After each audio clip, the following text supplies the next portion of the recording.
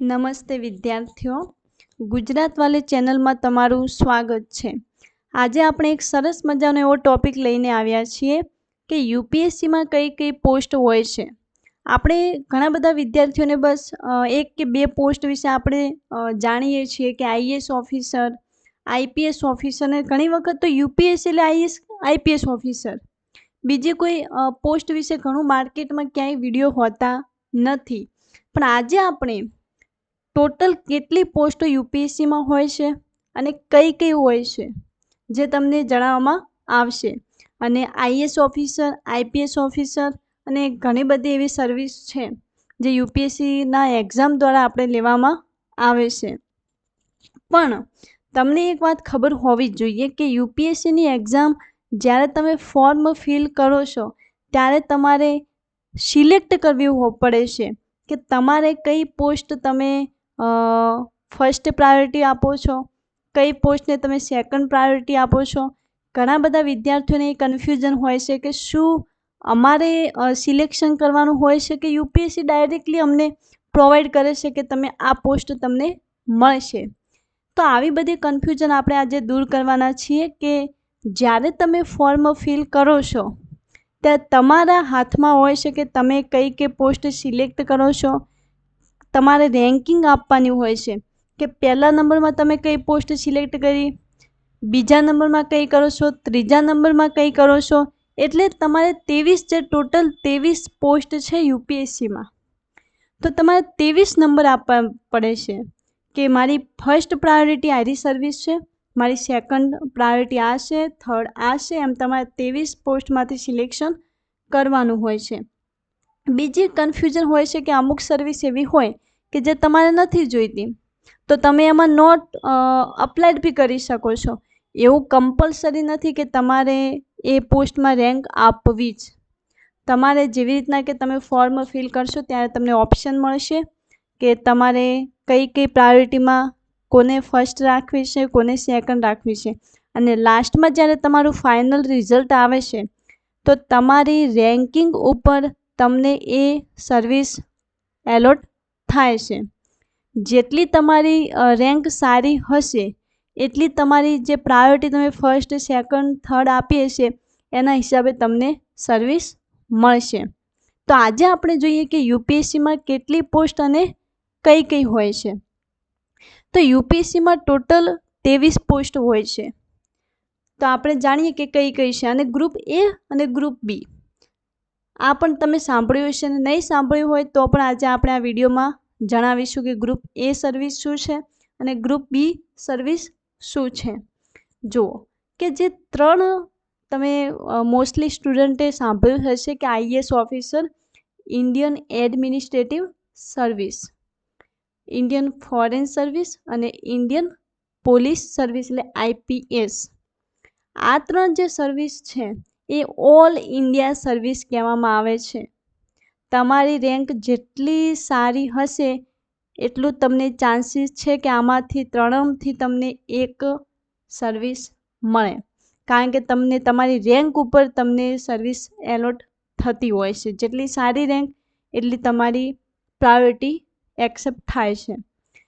આ જે IAS, IFS અને ઇન્ડિયન પોલીસ સર્વિસ એટલે કે આઈપીએસ, આ જે ત્રણ પોસ્ટ છે જેને ઓલ ઇન્ડિયા આપણે પોસ્ટ કહેવામાં આવે છે કે ઓલ ઇન્ડિયા સર્વિસ, કે તમે ગવર્મેન્ટ જે સેન્ટ્રલ ગવર્મેન્ટમાં રહીને તમે સ્ટેટ ગવર્મેન્ટના અંડર કામ કરશો। બીજી એવી સર્વિસ છે, બીજી જે ટોટલ સર્વિસ છે એને બે પાર્ટમાં ડિવાઈડ કરવામાં આવી છે, ગ્રુપ એ સર્વિસ અને ગ્રુપ બી સર્વિસ। આ જે ત્રણ પોસ્ટ છે એ ના તો ગ્રુપ એમાં આવે ના તો ગ્રુપ બીમાં આવે। આ જે ત્રણ પોસ્ટ છે જે આઈએસ, આઈપીએસ અને આઈએફએસ એ ઓલ ઇન્ડિયા સર્વિસ કહેવામાં આવે છે। બીજી જે કહીએ એને ગ્રુપ એ અને ગ્રુપ બીમાં ડિવાઈડ કરવામાં આવી છે। ગ્રુપ એમાં જે કહીએ કે એક તો ઇન્ડિયન ઓડિટ અને account service, Indian civil account service, Indian corporate law service, Indian defence account service, Indian defence state service, Indian information service, Indian postal service, Indian post and telecommunication, accounts and finance service, આ બધી group એની છે। Indian railway management service, Indian railway management service personnel, આ ટ્રાફિકનું છે. આ Indian railway management service account department છે. આ Indian railway protection force service. તો આ ગ્રુપ એની સર્વિસ છે ને. હજી પણ Indian revenue service, custom and indirect tax group એની સર્વિસ છે. Indian revenue service income tax, આ પણ ગ્રુપ એની સર્વિસ છે. ઇન્ડિયન ટ્રેડ સર્વિસ ગ્રુપ એની સર્વિસ છે. આ બધી ગ્રુપ એની સર્વિસ હતી. આજે 5 લાસ્ટ છે ને ગ્રુપ બી સર્વિસ કહેવામાં આવે છે. જેવી રીતના કે armed force headquarter civil service group બીમાં આવે છે. Delhi, Andaman and Nicobar island, Lakshadweep, Daman and Diu and Dadra Nagar Haveli civil service, આ પણ ગ્રુપ બીમાં આવે છે. Delhi and Andaman and Nicobar island, Lakshadweep, Daman and Diu and Dadra Nagar Haveli police service, આ પણ ગ્રુપ બીમાં આવે છે. ડેનિક્સ અને ડેનિપ્સ, આ તમે જો સાંભળ્યું હોય તો આ ગ્રુપ બીની સર્વિસ છે. Pondicherry civil service group B service છે અને Pondicherry police service group B. તો આ જે છેલ્લી 5 સર્વિસ છે ને એ ગ્રુપ બીમાં આવે છે. આ તમારે જ્યારે યુપીએસસીના ફાઇનલ રિઝલ્ટમાં ઓછી રેન્ક હોય તો તમને ગ્રુપ બીની સર્વિસ મળતી હોય છે. થોડી સારી રેન્ક હોય તો ગ્રુપ એની સર્વિસ, અને બહુ સારી રેન્ક હોય તો ઓલ ઇન્ડિયા સર્વિસ જે મેં 3 કીધી એ તમને પ્રોવાઈડ કરવામાં આવે છે. તો આજે લગભગ તમારો આ ડાઉટ ક્લિયર થઈ ગયો હશે કે યુપીએસસીમાં કઈ કઈ પોસ્ટ હોય છે, કઈ કઈ ગ્રુપ એમાં હોય છે ને કઈ કઈ ગ્રુપ બીમાં હોય છે. આ પીડીએફ આપણે ટેલિગ્રામમાં અપલોડ કરેલી છે જે તમને કામ આવશે. તો તમે જ્યારે ફોર્મ ફિલ કરો છો તો તમને ચોઇસીસ મળે છે કે તમારે કઈ પોસ્ટને ફર્સ્ટ પ્રાયોરિટી આપવી. તો એ તમારા ઉપર ડિપેન્ડ કરે છે. એટલે મહેનત કરો, સારી રેન્ક લાવો, ને જેટલી તમારી રેન્ક સારી હશે એટલી તમને સારી સર્વિસ એલોટ થશે. તો આ જે લિસ્ટ હતું જે કહીએ કે તમને કામ આવશે. ઘણી વખત વિદ્યાર્થીઓને બસ આ 3 સર્વિસ વિશે ખબર હોય છે, પણ બાકીની જે સર્વિસ છે ને એના વિશે એટલો આઈડિયા હોતો નથી. તો જો તમે આ અમુક ટાઈમ એવું કે જે કોમર્સ કરેલું હોય તો તમે એકાઉન્ટ, આજે ઓડિટરની એકાઉન્ટ સર્વિસ છે, સિવિલ એકાઉન્ટ સર્વિસ, તો તમને એ પોસ્ટ વધારે કામ આવતી હોય, કમ્ફર્ટેબલ રહેતી હોય. અમુક કોઈ લોગ ભણેલા હોય, LLB કરેલું હોય તો એમના માટે બી કોર્પોરેટ લો સર્વિસ છે ને. એવું નથી કે તમે આર્ટ્સ કે કોમર્સ કે સાયન્સ કરેલું હોય ને તમારે આમાંથી અમુક પોસ્ટ તમને ના મળે, એવું કાંઈ નથી.